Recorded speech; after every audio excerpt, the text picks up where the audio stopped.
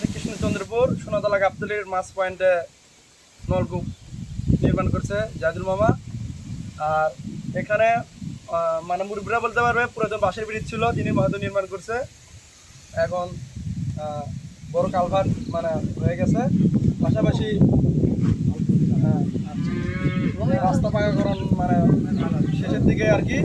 সেখানে যেহেতু মানে আশেপাশে কৃষকরা কৃষিকাজ করে, সেজন্য অনেকে ক্লান্তি বোধ করে, রেস্টের জন্য আর কি, পানি পিপাসা দূর করার জন্য এই নলকূপটা এখানে স্থাপন করা হয়েছে, যাতে কৃষকের মানে কৃষক উপকৃত হতে পারে। সেই সাথে তিনি তাল গাছ রোপণ করে, তারপরে বাঁশের ব্রিজ, নলকূপটি দেখতে পাচ্ছেন।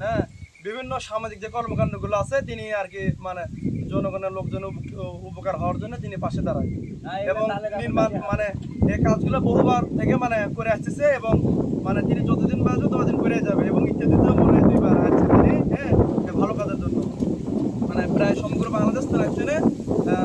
তার প্রতি আর কি দোয়া রইল, তিনি যেন এভাবে যেন কাজ চালিয়ে যেতে পারে।